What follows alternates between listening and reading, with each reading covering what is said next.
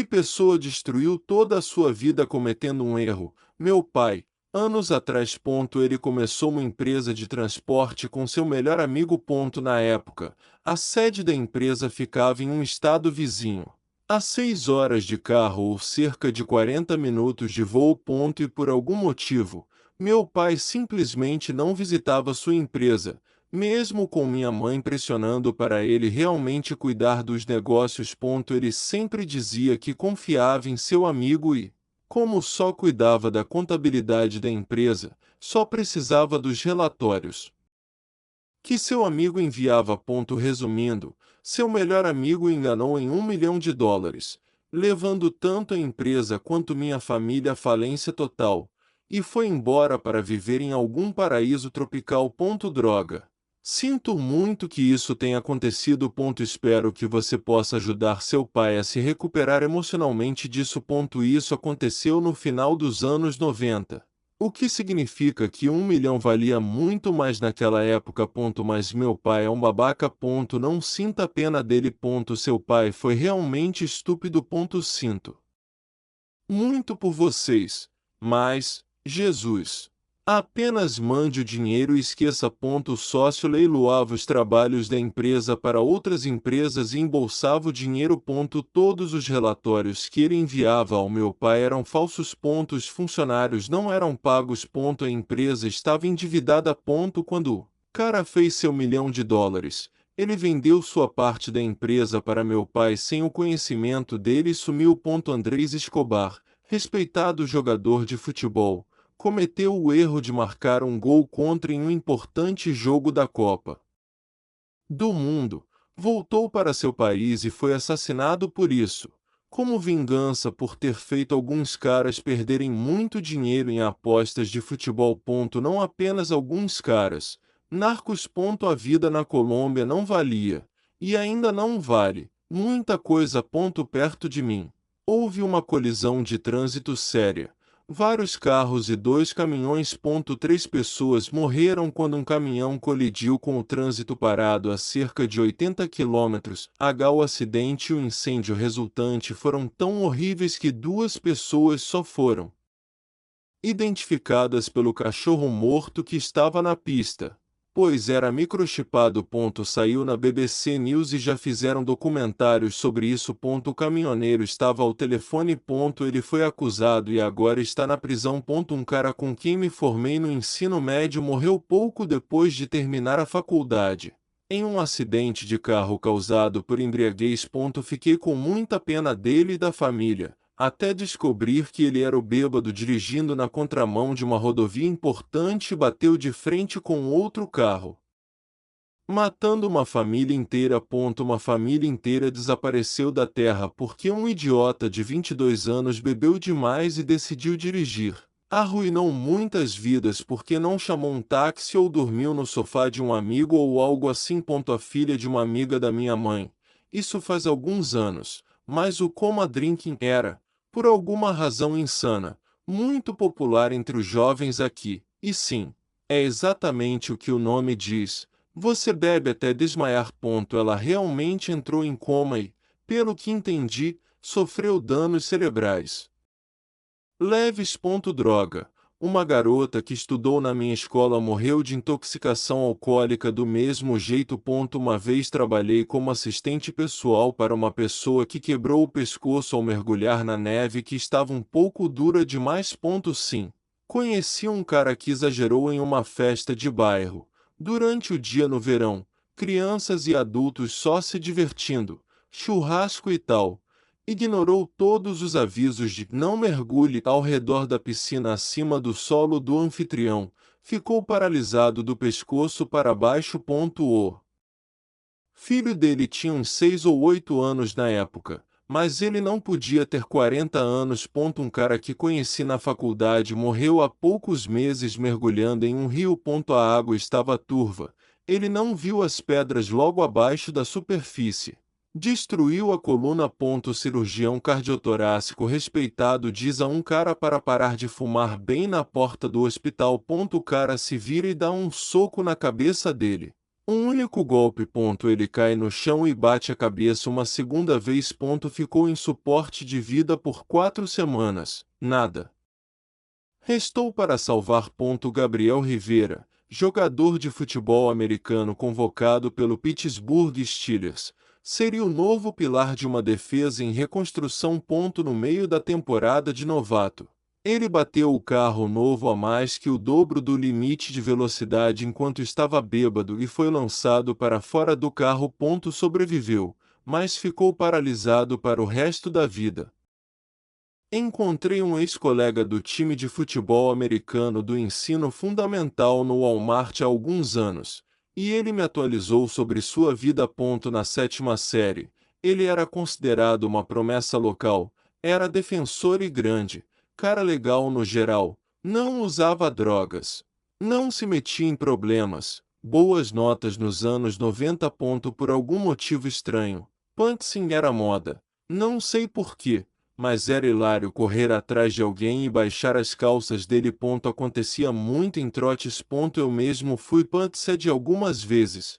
Era estúpido, mas realmente era uma tendência. Enfim, um dia, durante nossa corrida de cross-country do time de futebol, em uma trilha longa que circulava a escola até uma área arborizada, passamos por algumas garotas do time de atletismo na mesma trilha. Outro jogador desafiou o Linema a fazer pentes em uma das garotas, e o idiota fez. Ele reagiu tão rápido que nem consegui dizer para não fazer. Foram segundos. Bem, essa garota era filha de um advogado. Enquanto ele corria rindo, ela gritava aos berros que tinha sido tocada. Lembro da polícia chegando e algemando ele, e pensei, uau, por que a polícia está aqui? Eu não entendia na idade o que estava acontecendo. Achei que era só uma pegadinha que ela não gostou. Ele foi preso por SA, condenado, e passou o resto da adolescência no reformatório. Quando o encontrei no Walmart, ele estava recolhendo carrinhos. Eu tinha esquecido dele e de toda a situação. Ele começou a me contar que, depois do reformatório, ficou marcado para sempre como criminoso sexual. Não podia entrar na faculdade, não achava emprego, vivia em habitação pública e o Walmart era seu primeiro emprego, mas teve que mentir na aplicação. Ele me implorou para não contar nada a ninguém lá porque estava prestes a tirar a própria vida antes de conseguir o emprego. Ele disse que todo dia dorme e lembra daquela pegadinha. E toda noite pensa em colocar uma arma na cabeça por causa disso. Isso me abalou profundamente. Milhares de pentes aconteceram naquele ano escolar, e esse cara escolheu a pior pessoa possível para zoar. Depois que ele foi preso, lembro que todos pararam de fazer pentes instantaneamente, e as crianças começaram a bater no peito dos outros gritando Open Chest. Como uma condenação na adolescência não é selada ao completar 18 anos. Indecência com criança te acompanha até a vida adulta. Eu também não sabia disso até ele me contar. Sambalat, que em 2010 comeu uma lesma pequena por desafio, foi infectado por um parasita que a lesma carregava. Entrou em coma e ficou paralisado. Morreu 8 anos depois, em 2018, no Hospital Warmby, cercado por 20 amigos e familiares. Enquanto se despedia. Tem um amigo que fez a mesma coisa e também pegou doença do verme do rato, mas não morreu, teve muita sorte. Pelo que lembro, em muitos casos as pessoas têm sintomas leves ou nenhum. Esse foi um caso raro em que afetou o cérebro. Eu usei algumas drogas que são divertidas com pouca ou nenhuma consequência, enquanto outras drogas mais pesadas tomam conta. E existem drogas em todos os níveis entre isso. Eu era aluno nota A, no terceiro ano do ensino médio, ia ao baile com minha primeira namorada séria em poucas semanas. Tudo ia bem, exceto que eu não conseguia maconha de jeito nenhum no bairro novo para onde me mudei. Depois de alguns dias sem minha erva, finalmente aceitei a recomendação de um amigo que conheci no bairro novo e comprei a droga que estavam vendendo, só para experimentar. pensando que poderia me segurar até conseguir maconha. Minha primeira reação, logo depois da primeira tragada no cachimbo, foi pensar em quanto dinheiro eu poderia conseguir vendendo todas as minhas coisas. Não estou brincando. Uma tragada e eu estava completamente destruído. Demorei pouco mais de 12 anos para largar o vício acidental em crack. Sem emprego, sem diploma do ensino médio, sem família, sem amigos, sem posses e 12 anos perdidos. E olhando para trás, realmente não tinha escolha a não ser um craqueiro. Não tinha como parar. Impossível. Ninguém quer ser craqueiro. É a droga do diabo. E sinto pena de quem cruza com ela, porque prometo que não conseguem parar, por mais que queiram. Eu entendo. Logo após o ensino médio, meus amigos e eu fumávamos maconha, fazíamos um pouco de cocaína às vezes. Fomos à casa do traficante pegar mais e ele estava cheirando oxicom. Eu disse que não queria aquilo, só queria cocaína. Ele me deu e ofereceu uma carreira grande de graça. Depois que fiz, ele riu e disse que era ox. Em 1 ou 2 minutos. Falei que isso ia arruinar minha vida. Fui viciado por mais de uma década. Perdi muitos dos anos mais importantes da vida. Felizmente estou sóbrio há mais de 8 anos. Tenho um ótimo emprego, família, amigos e companheiro. Mas conheço muita gente que morreu. O traficante morreu de overdose em 2013. Pessoas ainda sofrem ou simplesmente sumiram. Dennis Rader, o serial killer Bean Torture and Kill, escapou da prisão por 30 anos. Então, em uma aparente necessidade de atenção, começou a escrever para a polícia, basicamente zombando deles por nunca o pegarem. Ele perguntou à polícia se conseguiriam rastrear um disquete, caso ele enviasse. E eles disseram que não. Ele enviou, eles rastrearam, prenderam ele e está na prisão perpétua. O mais interessante é que as provas do disquete eram apenas circunstanciais, não eram suficientes nem para um mandado de busca, muito menos prisão. Porém, depois de colocar Dennis Rader no radar, conseguiram um mandado para obter DNA do exame Papanicolau da filha dele, que aparentemente tinha correspondência genética com o DNA de uma das vítimas, sugerindo que o DNA da vítima provavelmente vinha de um parente próximo da filha. Obviamente era dele. Muito provavelmente o cara que abriu acidentalmente o grampo da câmara de mergulho em descompressão na plataforma Beaver Dolphin em 1983. A mudança repentina de pressão causou uma explosão que matou 5 pessoas. 4 mergulhadores e um assistente ficou gravemente ferido. Um dos mergulhadores foi sugado por um buraco pequeno e basicamente rasgado ao meio e explodiu. Encontraram restos até 10 metros de altura na plataforma. Um amigo estava em uma taverna bebendo cerveja. Uns caras começaram a provocá-lo. Ele mudou de lugar 2 vezes e depois se levantou para ir embora. Quando um dos caras deu um soco. Meu amigo revidou com um soco e o cara foi parar na UTI. Não deviam sobreviver. Meu amigo ficou preso esperando o cara morrer ou se recuperar. No fim, o cara sobreviveu. Meu amigo pegou acusação reduzida de agressão qualificada. Um crime. O erro dele não foi o soco, foi o advogado ruim.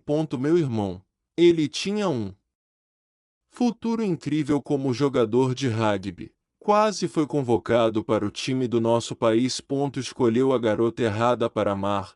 O pai dela não ficou feliz e arranjou outro casamento. O pai dela acusou meu irmão de abuso e manipulação. Ela era 2 anos mais velha que ele e ambos tinham mais de 21 anos. Isso destruiu a carreira dele antes mesmo de começar. Anos de esforço jogados fora. A moça convenceu meu irmão a fugir com ela, só para, dias depois, encontrar o cara com quem ia se casar. Ela gostou dele e percebeu que era muito rico. Não contou isso ao meu irmão, que esperou algumas semanas. Depois procurou e descobriu tudo. Ficou arrasado. Entrou nas drogas pesadas e todos os tipos de problema. De melhor jogador da liga ladrão em 1 ou 2 meses. A vi recentemente na cidade, com 2 filhos. Veio falar comigo perguntando do meu irmão e como estava triste com a situação, mas feliz com a vida de luxo que escolheu. Dei um tapa nela, só me arrependi porque as crianças estavam lá. Seu irmão está bem. Ex ainda está lutando. Mal ficou limpo. Desenvolveu paranoia e acho que problemas mentais. Mas estamos com ele. Richard Gevel, o segurança que encontrou a bomba nos Jogos Olímpicos de Atlanta. A mídia e a polícia destruíram a vida dele, acusando de ser o responsável. Ele só estava fazendo seu trabalho e fez bem. Como recompensa, foi publicamente difamado por anos. Ele não errou, o que torna a situação pior. Ele fez seu trabalho e salvou vidas. Foi o erro dos outros que o prejudicou. O erro dele foi ter sido um aspirante a policial antes do ato heróico. Era conhecido entre os policiais como alguém que queria muito ser policial e herói. Então, quando fez algo, decidiram usar pensamento preguiçoso e acusá-lo, porque era alvo fácil. E a polícia gosta disso quando o caso é difícil. Usar fentanil uma vez destruiu minha vida. Por uns 3 anos virei um zumbi, quase morri. Tive 4 overdoses. Tive sorte de me recuperar e em 2 dias faço 5 meses sóbrio. Você teve sorte. Tinha uma gangue de usuários de metanfetamina no condado vizinho. Todos sabiam que era um problema. Roubavam tudo, banidos de mercados, bares, casas de penhores. E estavam sempre aprontando. De alguma forma conseguiram fentanil e não tinham ideia do quão potente era. 9 overdoses, 7 fatais. Infelizmente, tem cada vez mais histórias assim. Parabéns pela sobriedade. Às vezes não gosto de admitir, mas reconheço que tive muita sorte. Tinha pessoas para me dar Narcan, senão estaria morto.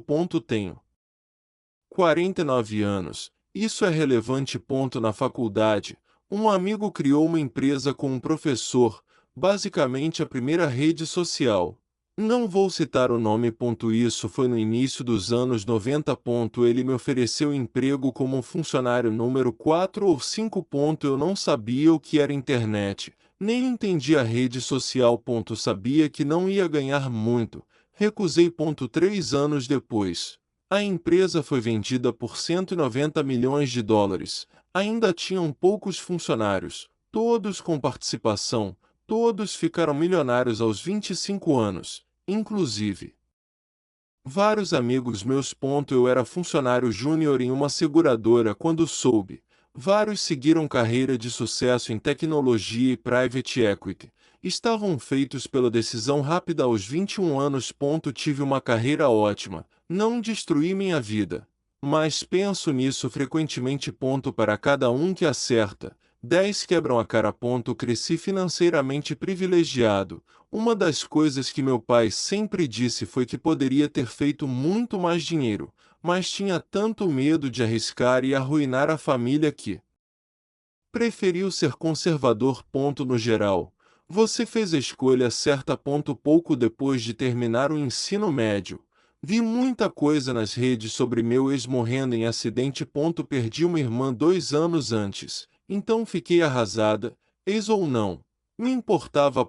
Depois descobri que ele estava brincando à noite, provavelmente bêbado, e achou engraçado subir no teto do carro, sem amarração, enquanto corriam o mais rápido possível por uma estrada rural, sem farol. Só ele morreu, por sorte. Mas o corpo dele bateu no para-brisa de outro carro. Provavelmente traumatizou as crianças no banco de trás, porque para eles ele apareceu do nada, já que não viam o carro. Henry Ruggs, astro da NFL, escolha de primeira rodada, top 1% dos atletas profissionais. Não só era famoso como ia ganhar milhões sendo o astro do esporte mais assistido dos Estados Unidos. Bebeu e dirigiu, bateu o Corvette novo em uma mulher inocente no farol. Com seu cachorro. O carro pegou fogo. Prenderam ela e o cachorro. Os dois morreram queimados. Uma pessoa morreu. Um cachorro morreu porque ele bebeu e dirigiu. Ele teve sorte de não morrer junto com a namorada, que era passageira. Agora perdeu o contrato da NFL e está preso. O mais louco é que todos sabem como Uber é barato, principalmente para milionários. Ou como a liga fornece transporte grátis para esse tipo de situação. Julgamento incrivelmente ruim fez uma pessoa perder a vida e ele ir de astro a prisioneiro. Assustadoramente. Isso foi na entrada do meu bairro na época. Lembro de sair para o trabalho às 6 horas e ver a fita da polícia em todo lugar. Um amigo ou fã dele vandalizou o memorial que montaram. Agora tem um mural. Nunca vou entender beber e dirigir, mesmo no auge do meu alcoolismo. Ficava em casa. Aquele cara que mexeu com o núcleo demoníaco com uma chave de fenda, um deslize e um clarão azul. E o corpo dele virou geleia em 9 dias pela radiação. Você pensaria que depois da morte de Harry Daghlian 8 meses antes com o mesmo núcleo de plutônio, Louis Lotin teria feito de tudo para evitar repetir o acidente que matou o colega de forma horrível. Conheci uma garota que achou boa ideia roubar uma boa quantidade de cocaína de um cara com quem estava curtindo e tentar embarcar em um voo com isso. Foi pega na alfândega e acabou presa. Burrice. Rosane postou um tweet racista sobre uma funcionária ou ministra de Obama. Esse tweet fez ela perder o programa. Demitiram. Mataram a personagem e mudaram o nome do show. Rosane já postava muito sobre QAnon. Se não fosse esse tweet, seria outro motivo para demitirem. Um conhecido quiroprata da região saiu de barco com a família no Rio Colômbia, decidiu mergulhar, quebrou o pescoço em um banco de areia. Ficou paralisado para o resto da vida. O Rio Colômbia é famoso por áreas rasas perigosas. Foi um choque para a comunidade alguém especializado em coluna se lesionar assim. Eu não chamaria quiroprata de especialista em coluna, eles machucam pacientes. Não tem qualificação médica. Estudos científicos mostram que só ajudam levemente em dores leves. Se não há lesão séria, só espere melhorar. Um skatista local tentou uma manobra, quebrou o pescoço, achou que era só travado, foi ao quiroprata, que ajustou sem raio-x, quebrou ainda mais. Agora tem dor crônica, dívidas médicas. Não consegue se mover como antes. Ensinava skate no verão, acabou por achar que era só um torcicolo. Tomei êxtase ruim na adolescência e prejudicou meu coração. Continua causando problemas circulatórios vagos. Sou inválido desde os 18. Duvido viver até 40. Quando era criança, brincávamos de esconde-esconde perto dos trilhos do trem no bairro. Um menino se escondeu atrás do trem em movimento e uma escada do trem arrancou a cabeça dele. A mãe dele viu tudo. Nossos pais nos colocaram em casa o mais rápido possível. Experiência terrível. Vida inteira perdida por uma brincadeira. Se alguém quiser, posso achar o artigo. Baravin, subúrbio de Ottawa, verão de 1993, eu morava a algumas casas, estava em casa quando aconteceu, foi horrível. A mãe era enfermeira e correu para ajudar. Morava na Dolan. Ele era o menino da frente da minha casa. Foi muito triste. Não tão ruim quanto outros, mas minha vida agora. Deixei meu sogro vir morar conosco de outro estado, queria se reconectar com meu marido, prometeu muito, mudou. Tivemos que alugar casa maior que não podemos pagar. Ele ajuda no aluguel, mas descobrimos que é acumulador compulsivo, tomou conta da casa com lixo, é completamente louco, não limpa, bêbado, urina em si mesmo. Não podemos expulsar sem nos arruinar financeiramente, mas também não dá para conviver. Estamos presos. Você não está preso. Já morei com parente tóxico. Seja prático. Trate como divórcio. Venda a casa. Dê a parte dele. Se o nome dele está na escritura. Se não, dê o que achar justo e siga em frente. Quando era criança, havia uma família na rua com 3 Crianças pequenas. Os pais se separaram feio e a mãe fugiu com um novo namorado. Sempre que levava as crianças para visitar o pai, rolava briga no jardim. Um dia, chegou para deixar as crianças com o namorado, ele brigou com o pai. Deu um soco e o derrubou. A mãe e o namorado fugiram no carro. O pai levantou, entrou na caminhonete e saiu em disparada para perseguir, sem perceber que os 3 filhos estavam atrás da caminhonete. Ao engatar a ré, atropelou e matou os 3. Foi horrível porque 2 foram puxados pelas rodas. Ele ficou 10 anos preso e perdeu tudo. O pior é que diziam que ele era ótimo pai. Não teve culpa na separação. A mãe virou usuária de drogas tentando emagrecer. O namorado era o novo traficante dela. Era um cara bom que ficou numa situação ruim e cometeu um erro horrível. Sinto falta de 5 minutos atrás. Quando não tinha lido isso. Enquanto lia, pensava. Ela deixou as crianças ou levou? Ele não vai deixá-las sozinhas, vai? Pior ainda. Tenho 2 filhos, não consigo imaginar. Horror audível quando li. Ao mesmo tempo, me pergunto por que não eram prioridade dele. Orgulho que se dane. Eu era novo demais para entender os detalhes legais, mas acho que foi por isso que ele foi acusado e não tratado como acidente. Numa linha do tempo alternativa, se o caminhão tivesse passado reto, ele teria abandonado 3 crianças de 2 a 6 anos na garagem enquanto perseguia o carro. No calor do momento, esqueceu de cuidar dos filhos. Isso tornou o crime. Acho que o pai é culpado por matar os próprios filhos num ataque de raiva. Culpar a mãe é forçado. Mas que história horrível. Ninguém culpou a mãe pela morte dos filhos. Ela era horrível por outros motivos, mas não pela morte deles. O pai nem contestou, só se declarou culpado.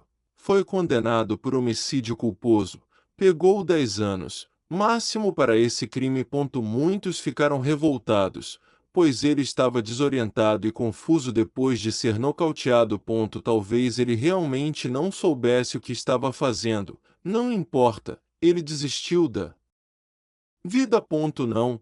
As brigas violentas a cada visita e o fato de que ia deixar as crianças sozinhas para perseguir os 2 só para satisfazer o ego mostram que nunca foi bom pai. Se uma mulher fizesse isso ao ser traída, ninguém teria pena. Não entrei em detalhes para não fazer texto gigante, mas todos sabiam por que brigavam. O bairro inteiro sabia, talvez até 3 quarteirões além. Ela era viciada em metanfetamina na época. Quase sempre aparecia drogada. Ele tirava fotos e chamava a polícia sempre, ou as crianças chegavam com fome ou o bebê sujo de cocô. Também costumava deixar as crianças no carro do namorado, sem cadeirinha. De novo ele fotografava e chamava a polícia. Ele documentava a negligência, aparentemente tentando conseguir a guarda total. Às vezes, quando ela se drogava, ia gritar na porta dele às 2 horas da manhã sem motivo. Ela é claramente a vilã da história. Não é uma vítima da sociedade. No dia da morte das crianças, ela chegou sem cadeirinha de novo. Ele tirou foto, avisou que ia chamar a polícia. O namorado que dirigia surtou achando que seria preso. Nada disso era segredo. Todo mundo sabia por que brigavam. Ele era praticamente íntimo da polícia de tanto que chamava lá.